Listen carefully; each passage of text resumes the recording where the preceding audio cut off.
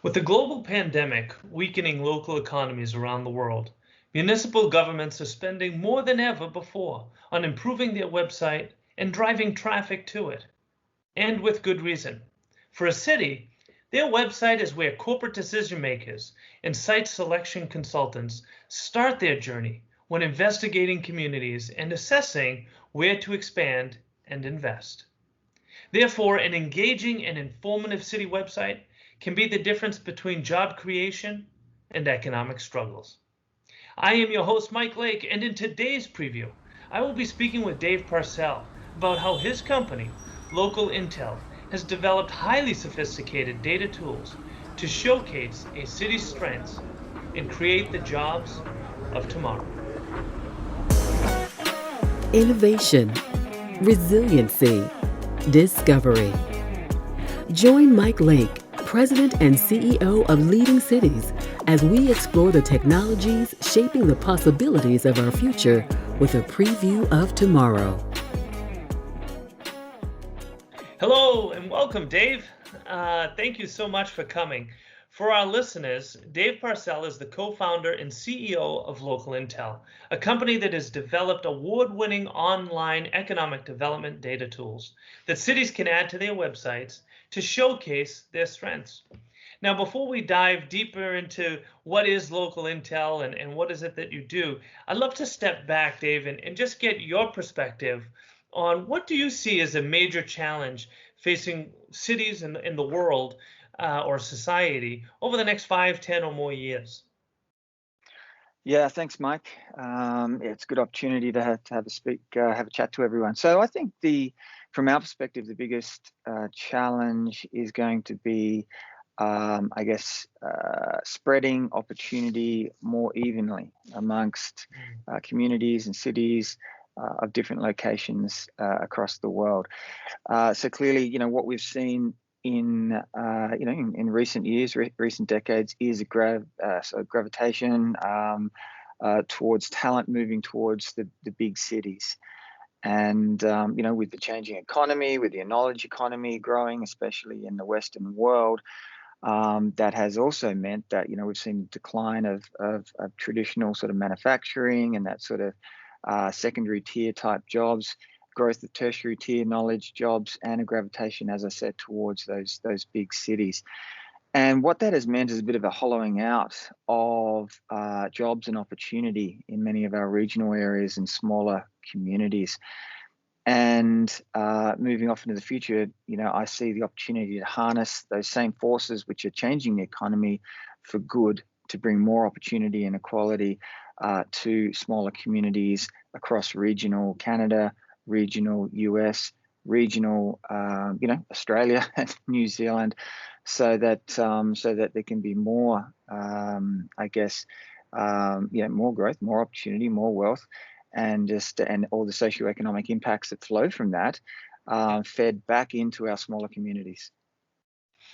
And I mean, clearly the world is facing a global pandemic. It has had devastating impacts on local economies, record numbers of people who are unemployed. What do you see as the recovery post COVID-19 and creating the jobs that you're speaking of? Well, we're sort of seeing right now, I don't know if you've heard of the term Zoom towns, but so what we're seeing is, driven by obviously by the pandemic, is the speeding up of a trend that was sort of already happening around the growth of remote working or semi-remote working. So this links a little bit with what I was just saying, the technology and the around enabling more types of roles to work remotely, is really being put on steroids, on turbocharged during COVID. But it's not just the technology; it's also an acceptance by corporate leaders, by middle management, to understand that, hey, we actually can work efficiently as a company with a distributed workforce. And there's a lot that needs to happen for people to realize that. There's obviously the technology challenges. There's also things like trust, and there's also things like trying to work out what elements of the business we can really accommodate. And then there's the upsides, well, around savings for businesses that are encouraging their community to work, or their employees to work remotely. So I see this as a trend that will only continue even once the pandemic is largely behind us, and I think that will be a trend for the better, because once again, the more people you can get moving away from Silicon Valley, away from the big cities, this flight from the big cities that we have actually seen, that's not going to, there will be a turnaround to a certain extent. Cities are still going to be the engines of our economy and the engines of our society. But there's going to be a lot of people working in a lot of smaller cities distributed through the country, which I think is fantastic. It'll help smaller communities recover faster. It'll bring smart people to those communities who will, potentially enable new businesses to open up in those locations, whether directly or indirectly. I think it's a very, very exciting time. I couldn't agree with you more. Back in my days in the Clinton White House, one of our mantras was the best social program is a good job. And that will always be the case. It's whether it's providing the dignity of that work offers people, or the resources they need to live a decent life. What Local Intel is doing is really creating that opportunity within cities. So tell us a little bit more about how Local Intel works, and I want to hear also about how you started Local Intel, why you started. Yeah, well, back in I guess my background zigzagged around a little bit, but after some time in the military and finance, I really sort of was keen to get more out of my role, my job. So I went and worked in local government, and sort of stumbled into an area called economic development, which is a pretty big deal for local government and state governments as well. And after a decade in local government, some time in consulting, I was lucky enough to meet and marry my wife and move to North America. And, I was waiting for my visa to come in, and so I had a fair bit of time on the couch, and it was then that the idea for Local Intel sprung up.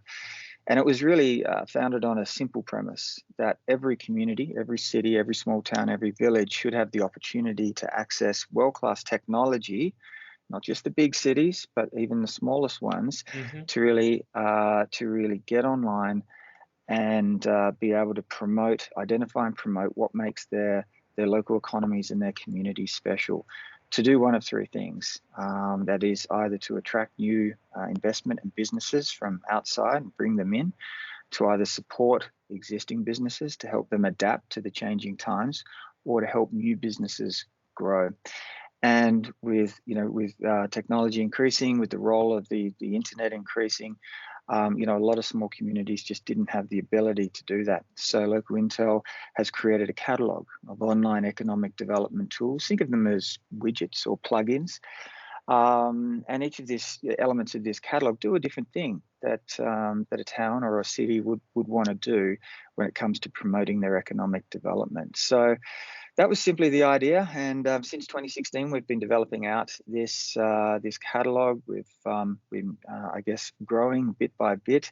We started off working with a small number of communities in Alberta, Canada. As the company's grown, so have the communities we've been working with, and I'm proud to say that our smallest community is a village of less than 500 people, and some of our biggest clients include Texas Economic Development Corporation, Enterprise Florida, Washington, D.C. Economic Partnership, the cities of Seattle, Cleveland, Chambers of New Orleans, Indy, and all manner in between across 24 different US states and 8 Canadian provinces. So it's definitely been a whirlwind, and I'm super proud that we're off to a strong start and helping a lot of communities with their economic development efforts. And when you talk about helping a community with the local economic development, obviously, communities do have someone on the city's payroll or town's payroll or whatnot, whose responsibility it is, whether specifically defined or not. But this is really not just about that person within a community. It's about the whole community. It's about, like we said earlier, about the jobs that are available, the taxes that are coming in, and the resources that those generate. I mean, right now we see again with COVID-19, with meals taxes and occupancy taxes and all of these revenue streams for communities drying up. The need for local economic development is ever more important, and just to provide those basic services that we need, whether it's education or emergency response systems, et cetera, et cetera. So um, tell us, how do these widgets, how does this work? How does a city or town or villages say actually leverage what local intel is offering? Mm. So, in short, a city or a chambers or a economic development corporation's website is one of the most powerful tools that they have available. Like every organization is strapped for cash, Mhm. particularly now. With COVID really impacting revenues coming in. But even in normal times, like every organization is strapped for cash, and their website is a very powerful tool in which that they can, as I said, use it as a marketing tool to really promote to the world, what is great about their community, who they are, why their location is the right place for a business to, locate, start, grow, and prosper. It's a great marketing tool. It's also a great communication tool in which they can, provide certain information to help local existing businesses or young entrepreneurs to find answers to the questions that they need, whether it's to, better understand what's happening in the world and in the economy around them, how to navigate certain red tape, maybe even just basic questions like, I've got this great idea, how do I, where do I start if I want to start a business? What do I do first? What's the first 10 steps? Who do I talk to? And the website is a great place because there's three types of people out there when it comes to businesses. There's those that are just, too busy or too shy, perhaps initially, to want to talk to anyone, or they don't have time to talk to anyone. What are they going to do? They're going to go online. Okay. So that's why a website is really important. There's going to be those that perhaps at the other end of the spectrum that don't want to talk to, don't want to go online. They want to talk to someone. Okay, that's fine. They can pick up the phone. And then there's, generally everyone else, which is sort of halfway in between. So if you think about what's an efficient way that a city or an organization can do have a single channel that talks to many, many people, and clearly it is their website. Okay, so. As I said, economic development revolves around three different things. It's either marketing your place to try and attract investment. It's either helping your existing businesses or trying to start new ones. That's the simplest way of looking at it. And the website is a critical tool to do each of those. So if in different parts of your website you have the ability to talk to each of those audiences. And there may be some organizations that are completely focused just on the marketing side of things. So we've got a bunch of widgets and tools that are really built around, okay, we know that your audience is corporate executive decision makers, site selectors, and what have you. We know that they're interested in certain things when they're making investment decisions about, what's the accessibility, transportation, logistics, what's the economic health of the area look like. Tell me a little bit about your workforce and, what makes it special, your quality of life. So we know that those sort of more corporate-y type decision makers want to know certain things. So, an economic development corporation or a city has a choice. They can either try and work all that stuff out and create it all themselves and pull it all together and have someone keep it all up to date, try and make it look, pretty and all that. And that's extraordinarily time consuming, not just to set up, but just to maintain. So the other option is they can come to us and they can work with us in a very sort of side-by-side way and say, look, here's our target market. Here's who we're targeting.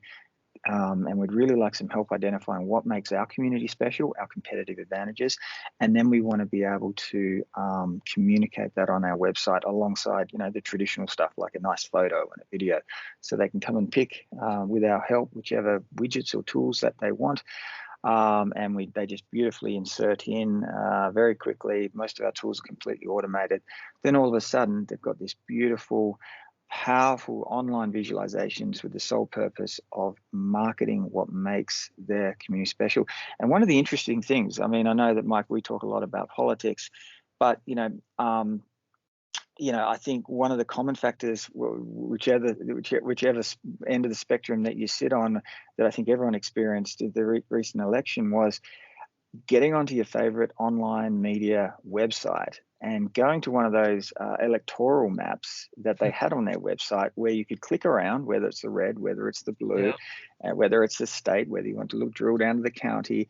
And I don't know about you, but I spent a huge amount of time on those, whether it was, the Wall Street Journal, whether it was New York Times, whether it was CBC or something like that, or BBC, or who knows. They all had these interactive electoral maps that you click around and find information. Why do they do that? Two reasons. One, those visualizations on their websites are a great way to communicate a lot of information. But more importantly, for these media outlets, it keeps people engaged on their website. And why does that matter to them? Because they can turn around to the advertisers and charge more money for advertising. So our tools work exactly the same way when it comes to trying to market locations. You put them on the website, and people just love engaging with them. We've got all the analytics to prove it. And the longer that someone spends on a city website learning, all these wonderful things about, what makes it a great fit for a business, the more they're learning about a community. And that is just absolutely essential. So, so for us, it's not just about sort of creating these widgets. It's also about creating tools that increase engagement and sell that message about what makes a community, big or small, special. So that's an important point. I mean, it's not just about attracting a business to your community, as important as that is, but it's also about that indoctrinating them into the community, having them be aware of what it means to be a member of that community, whether it's the services that are available to them, the opportunities that exist, the talent pool that is around, et cetera, et cetera. I love it. Now, when you talk about a website, I know we only have another minute here. It is not easy capturing people's attention, and especially in this day and age. I read somewhere that it's about 50 milliseconds before somebody has formed an opinion about your website. And the average person is on, you hold their attention for about 8 seconds. So with that in mind, and knowing that things aren't slowing down, let's say, what does it look like, take us 5, 10, 25, whatever years down the road, local intel is in cities everywhere. How does this change the way people engage or see their city, et cetera? Yeah, so in short, it means that there's a couple of different ways to answer that. One is financial pressure on cities is only going to is only going to increase. So basically, having technology solutions, particularly what we call software as a service solutions, cities will be harnessing more of those to do more with less, to do a better job with less resources. So, for example, with tools like ours, it means that it'll be a more affordable way that even smaller communities can get their message out and do things that perhaps they wouldn't be able to do completely on their own. So in other words, they partner up with advanced technology companies like us to help in achieving those economic development goals that they have. And that leads to the second thing, which is greater equality and opportunity for cities to get their message out there. So it shouldn't just be the big cities with the big budgets that can try and capture the attention of new businesses, perhaps foreign businesses even, to potentially look at their location to start and grow a business. Okay, how do these tiny cities in the heartland of America are these smaller cities? So what we're really hoping for is that our technology can help drive more opportunity for these small communities, which in turn will hopefully generate more jobs, good paying jobs, which in turn will generate greater, I guess, economic equality across the country, and hopefully spread that opportunity across the country rather than just in the big city hotspots. That has been the trend in recent decades. Well, that's important for every size community. And Dave, I know that our time goes by so fast, but I want to thank you for your time and sharing that with all of us. It's incredible work you're doing. It's so foundational to the success of any community to have that economic development, that strong economy, the jobs available to people, the resources through taxes or support services, etc. I just want to make sure we give our listeners an opportunity to learn more. How might they do so? Yeah, the best way to do that is just go to our website, www.ecdev.org. So that's ecdev.org. Or you can just type in Local Intel into your Google or your favorite search engine, and it'll be right at the top. Have a look around. There's, we lead by education. There is an incredible amount of case studies there. And of course, everything else that you'd need to know. So I encourage people to have a look, and Perfect. Well, we can't thank you enough for the work that you're doing to make our communities more equitable, stronger, more resilient. It's been an honor for us to have you on, and we look forward to hearing more of your success in the future. Great to chat, Mike. Thank you so much for the opportunity. Of course. Thank you for tuning in to this episode of Preview of Tomorrow. In addition to thanking our guest, I want to thank Peter Roy and Demetria Bridges for making this podcast possible. If you enjoyed this episode, please subscribe and encourage others to also join us each week in previewing the possibilities of tomorrow. Preview of Tomorrow is brought to you by Leading Cities, a global nonprofit driving resilience and sustainability for all by unleashing the potential of the world's cities. Join them at leadingcities.org.